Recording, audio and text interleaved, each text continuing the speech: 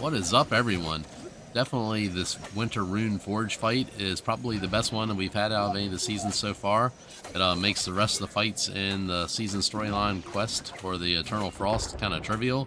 So I'm going to show you some strategy to do this battle all the way through from all 5 stages, so you don't end up being just like what happens here in a second to me. So you're going to probably die a lot if you don't have a lot of DPS. So probably some cheat ways to do it with like a fire staff and stuff like that, but I'm going to try it melee. I'll go ahead and warn you right now, I geared myself very strange because I thought maybe for later on in the fight where you have to throw some snowballs, and here where you have to throw these snowballs at the runes, I thought if you used Ice Gauntlet you could trick it and try like that. So basically what you're doing here is there's snowballs on the ground there. See, the Ice Gauntlet doesn't work, but I thought I saw a video where somebody actually did have it work, so it was strange. But so you'll see those runes lined up. Basically what you'll do is you'll grab the snowballs and you'll start to throw them at those ruins until each set lines up together, and then once you do that, it will open up the gateway, and then you'll start to see the first waves of the bosses come. So you'll have wave 1 come after you actually get these to set up. So see there, it's changed to a circle, so you're going to throw it one more time and it's going to change to that other glyph that's up there. And then whenever you do that, see, I threw it the wrong one, but whenever you do that, you'll see what happens here. So you're going to throw at that one again, see, it lights them both up. And then you're going to do the same thing with the next one. So I'll skip through to the first part of the bosses. All right, as you can see there, we hit that last one, and then that fire lights up. And then, so stage 1 are 2 of these guys here. I actually did this once, and there's like a bug where sometimes it'll kick you out, and you'll just have to start over, which is very strange. So this time I'm using a rapier for the final boss because it makes it a lot easier. I tried with sword and shield and like great axe and stuff like that, and I couldn't beat it. I don't know what I was doing wrong. I just kept dying to the frost because I didn't die or kill it fast enough. But it makes these a little harder. So I suggest doing these with like a sword and shield or something like that. Fire staff, whatever you're really comfortable with. But so this first wave, you'll have these 2 Ice Guardians, Ice Forge Guardians that have the spear and the shield. They hit kind of hard, and then you'll see that they're invulnerable whenever they put that ice wall up. So as soon as you kill this first wave here, which is for some reason taking me freaking forever, the next wave is actually a little easier. It will pop up. See, there's that ice wall I was talking about. You can't really go through that. You just have to wait. We'll beat this guy here. And then wave 2. There's not really any space in between the waves either. So then wave 2 pops up here. So stage 2. And it will be 2 archers, which are super easy to kill. And then another one of the spear and shield guys. A little Spartan kind of guy there. But like the archers are super easy. So we'll kill those. I'll run through and kill those. And then as soon as you kill those, after about 10 seconds, it gives you enough time to like pop a healing potion or something like that. As soon as you kill these, the next wave pops up, and it's an archer and then a couple more of these Rune Forge Guardians with shield, which are kind of a pain in the butt. So let's see here. So stage 3. In total, there's 4 stages here, and then the 5th stage is down at the bottom, but you'll actually get a save point for that. So yeah, you got one more archer, so you just go kill him first and then concentrate on these guys.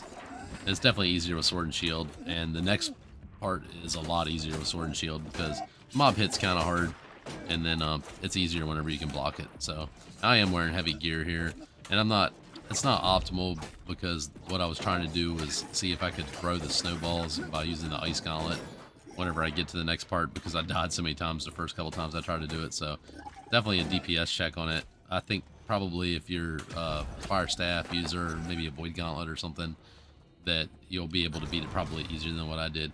So okay, here's stage 4. So this big ice beast comes out of the cage there, opens up. You're gonna battle him. He's really easy if you block, and I'm just using a leeching flurry build here. So every time I use flurry, it basically makes me invulnerable for a second, and then it heals me as well. So and then I've got the finisher rapier, so I'm using that, and it does a good extra boost of damage. Whenever you get this guy down to about 50%, he'll actually split into 2 smaller versions. They don't hit as hard, and they have full hit points again, and you'll have to kill them. So I'm going to skip through just this small section here so you don't have to keep watching it, and then show you when it splits. Alright, so I skipped through so you can see there when I got it just below 50%, it pops into 2. They're the same. They got the same level, 69. Not as many hit points, but you just kind of keep them together there and block, and you can kill them down pretty fast. Once you get one almost dead, you basically just finish him off, and then do the rest of it pretty easy. So after you kill these, you'll run off to the side there, and there'll be like a brief, like 10 or 15-second pause, and then the floor will break away, and then you'll fall down into there. And then there's a chest that you grab there, and you'll be getting to the actual hard part of the fight. Okay, so then the floor falls down, and then basically that looks like you're going into the Glacial Tarn expedition. So you're going to drop down, and then there's the chest here. And when you drop down to the bottom, there'll be a save point, and then as you can see, there's a timer there. You have about an hour to do this. All right, so here comes the tough part. So you get that ruin there. Over there where those forges are, you'll see a little fire circle pop up, and you can grab the fireball. Now, some snowballs pop up during the fight, which I had no time whatsoever to grab them and throw at the runes. I'm assuming that makes it so you get fire back again. So you can see over there there's little fireballs. You can go grab those if you want.